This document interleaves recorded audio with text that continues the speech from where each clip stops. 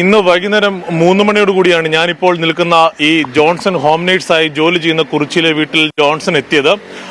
ഉടൻ തന്നെ വീട്ടിലുണ്ടായിരുന്ന വീട്ടിലെ യുവതി ഇവിടെ ഒരു പ്രായമുള്ള ആളെ നോക്കാൻ ആയിരുന്നു ജോൺസൺ ഇവിടെ ഹോം നേഴ്സായി ജോലി ചെയ്തിരുന്നത്.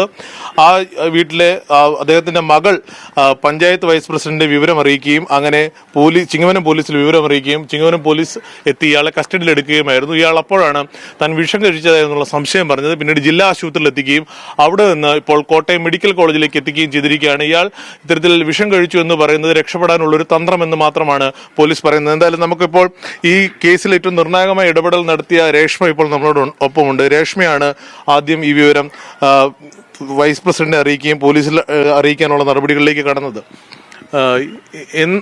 എന്താണ് സംഭവിച്ചത്? എപ്പോഴാണ് അയാൾ ഇവിടെ എത്തിയത്? അയാൾ ഇത്ര വലിയ കുറ്റകൃത്യം ചെയ്ത ആളാണെന്ന് എങ്ങനെയാണ് തിരിച്ചറിഞ്ഞത്?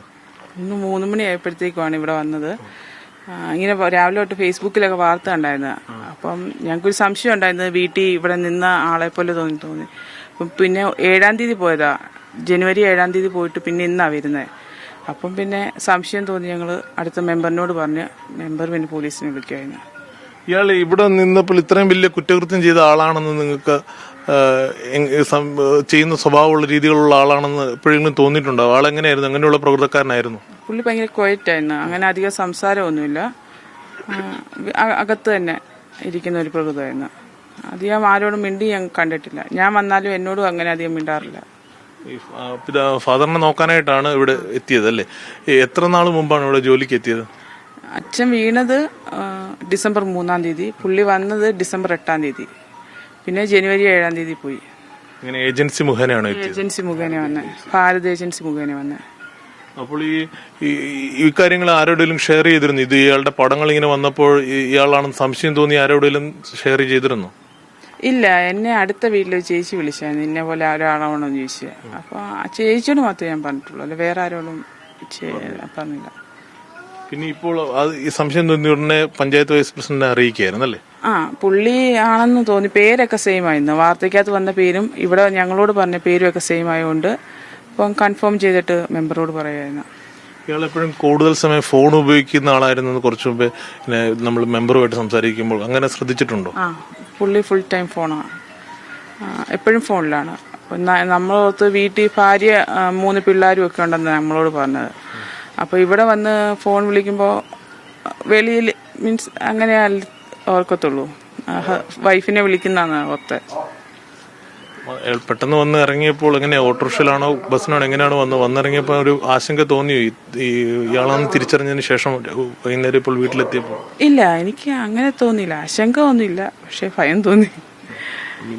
അത് ഇയാളെ അറിയിക്കാതെയാണോ ഇദ്ദേഹത്തെ രഹസ്യമായി വിളിച്ചറിയിക്കുകയായിരുന്നു? അതെ, അച്ഛൻ വിളിച്ചിട്ട് പറഞ്ഞു എന്നെ നോക്കാൻ വന്ന ആള് വന്നു. അപ്പൊ ഞാൻ പറഞ്ഞു എന്നെ അച്ഛൻ പുള്ളിയോടൊന്നും പറയണ്ട, ഞാനെങ്കിൽ പോലീസിൽ പറഞ്ഞോളാന്ന് പറഞ്ഞു. ചേച്ചി ഇവിടെ വീട്ടിലുണ്ടായിരുന്നു? ഇല്ല, ഞാൻ ഹസ്ബൻഡിന്റെ വീട്ടിലായിരുന്നു, മീൻസ് അടുത്താണ്. ഇവിടെ അച്ഛൻ മാത്രമേ ഉള്ളൂ? അപ്പൊ ഈ അച്ഛൻ ഒറ്റയ്ക്ക് ഉള്ളതുകൊണ്ടാണ് ഇയാള് പുരുഷ നേഴ്സിനെ നോക്കാൻ ഏൽപ്പിച്ചത്? അതെ. ഈ പഞ്ചായത്ത് വൈസ് പ്രസിഡന്റ് ഷാജി നമ്മളോടൊപ്പം ഉണ്ട്. ചേട്ടാ, ഇവര് വിവരം അറിയിച്ച ഉടനെ പോലീസിൽ അറിയിക്കാൻ കഴിഞ്ഞു അല്ലേ? അന്നേരം തന്നെ ചിങ്ങവനം പോലീസിനെ വിളിച്ച് വിവരങ്ങളെല്ലാം ധരിപ്പിച്ചു. ഇതുപോലെ ഇതിന്റെ കേസിലെ 21-ാം തീയതി തിരുവനന്തപുരത്ത് നടന്ന ഈ മറ്റേ ആതിര കൊലക്കേസിലെ പ്രതി ഇവിടെ ഹോം നേഴ്സായിട്ട് ജോലി ചെയ്തിട്ടുണ്ടായിരുന്നു. ഇപ്പം ഇവിടെ വന്നിട്ടുണ്ട്, എത്രയും പെട്ടെന്ന് ഇവിടുന്ന് പോകും, ഉടനടി വരണമെന്ന് പറഞ്ഞാൽ ഒരു 10 മിനിറ്റ് പോലീസ് വന്നു. പോലീസ് വരുന്ന ഭാഗത്ത് അപ്പം ഈ രമ്യയോട് പറഞ്ഞത്, രേഷ്മയോട് പറഞ്ഞത് കാപ്പി കൊണ്ടുവരാനായിട്ട് പറഞ്ഞു കഴിഞ്ഞപ്പോഴത്തേക്കിന് ഇവിടെ വന്നപ്പോൾ വിശക്കെന്ന് പറഞ്ഞപ്പോഴത്തേക്കിന് ഇവർ പറഞ്ഞു ബിരിയാണി ഇരിപ്പുണ്ട് കഴിച്ചോളാൻ പറഞ്ഞു. അങ്ങനെ കഴിച്ചതാണ്. അതിനുശേഷമാണ് രമ്യ പറഞ്ഞ് ഞാൻ പഞ്ചസാര വാങ്ങിച്ചുകൊണ്ട് വരാം, കടയിൽ പോയിരിക്കാമെന്ന് പറഞ്ഞ് അത്രയും സമയം കൊണ്ട് ഇവിടെ ഇരിക്കാൻ വേണ്ടിയാണ് പറഞ്ഞത്. ഞങ്ങൾ അന്നേരത്തേക്കിന് ഞാൻ പോലീസിനോട് പറഞ്ഞു, പോലീസുകൊണ്ട് ഇങ്ങോട്ട് ഇറങ്ങണ്ട, നമുക്ക് അവിടെ മാറ്റിയിട്ട് വരാമെന്ന് പറഞ്ഞ് അവിടെ പോയി നിൽക്കുമ്പോഴത്തേന് പക്ഷേ അതിന് മുമ്പ് ഇയാൾ ഇവിടുന്ന് ഇറങ്ങി അവിടെ അങ്ങോട്ട് വരുമായിരുന്നു. അല്ല പോലീസ് വണ്ടി അവിടെ നിന്ന് വരുന്നു. ഞങ്ങൾ അന്നേരം പോലീസിനോട് പറഞ്ഞു ഇങ്ങോട്ട്, പോലീസിനെ കൈ കാണിച്ച് നിർത്തിയിട്ട് പറഞ്ഞു ഇങ്ങോട്ട് വരണ്ട, അവന് ഓടിയെങ്കിൽ ഉടനെ പോലീസ് അവിടെ നിന്ന് 2 പോലീസുകാർ സിവിൽ ഡ്രസ്സിൽ ഓടി വന്നു. ഞാൻ താഴോട്ട് ഇറങ്ങി പുറകിൽ വന്ന് പിടിക്കുമായിരുന്നു. ഉടനെ പോലീസും വന്ന് പിടിച്ച് അന്നേരം പോലീസ് ബലം പ്രയോഗിച്ചില്ല. അന്നേരം പോലീസ് പിടിച്ചാണോ പോലീസാണോ എന്ന് ചോദിച്ചു. പിന്നെ ശബ്ദിച്ചിട്ടില്ല. ആളിവിടെ വന്നാലും സൈലന്റ് ആയിരുന്നു, ഈ വീടിന്റെ പുറത്തോട്ട് പോലും ഇറങ്ങത്തില്ലായിരുന്നു. വിഷം കഴിച്ചെന്ന് എങ്ങനെയാ പറയുന്നത്? ഞങ്ങളിപ്പം പോലീസ് പറഞ്ഞാന്ന് അറിഞ്ഞത്. ചാനലിനകത്തൊക്കെ കണ്ട് ഇവൻ വിഷം കഴിച്ചതിന്റെ ഒരു ലക്ഷണവും ഇല്ല. അത് വെറുതെ പറയുന്നതാണ്. എന്തായാലും ഇപ്പോൾ വീട്ടുകാർ പറയുന്നത് പോലെ തന്നെ വിഷം കഴിച്ചതിന്റെ ഒരു ലക്ഷണവും ഇയാളില്ലായിരുന്നു. ഇയാൾ വളരെ ആരോഗ്യവാനായിരുന്നു. ഇവിടെ വന്ന് ഭക്ഷണമൊക്കെ കഴിച്ചിരുന്നുവെന്നും ഇപ്പോൾ പഞ്ചായത്ത് പ്രസിഡന്റ് പറയുന്നുണ്ട്. അതിനുശേഷം ഇയാൾക്കൊരു സംശയം തോന്നി, ഇവിടെ വന്ന് പോലീസിൽ അറിയിച്ചിട്ടുണ്ടോ എന്ന് സംശയം തോന്നി. ഇയാൾ തന്ത്രപൂർവ്വം ഇവിടുന്ന് കടക്കാൻ ശ്രമിക്കുമ്പോഴാണ് പഞ്ചായത്ത് വൈസ് പ്രസിഡന്റും പോലീസും ചേർന്ന് ഇയാളെ പിടികൂടുകയും ചെയ്തത്. എന്തായാലും ജില്ലാ ആശുപത്രിയിൽ ചെന്നപ്പോൾ പ്രാഥമികമായി വലിയ പ്രശ്നങ്ങളില്ല എന്നാണ് അറിയാൻ കഴിഞ്ഞത്. ഇനി മെഡിക്കൽ കോളേജിലെ പരിശോധനകൾക്ക് ശേഷം മാത്രമായിരിക്കും തുടർ നടപടികളിലേക്ക് കടക്കുക എന്ന് ചിങ്ങവനം പോലീസ് അറിയിച്ചിട്ടുണ്ട്. എന്തായാലും തിരുവനന്തപുരത്തു നിന്നുള്ള പോലീസ് എത്തിയതിനു ശേഷം മറ്റു നടപടികളിലേക്ക് കടക്കുമെന്നും ചിങ്ങവനം പോലീസ് അറിയിച്ചിട്ടുണ്ട്.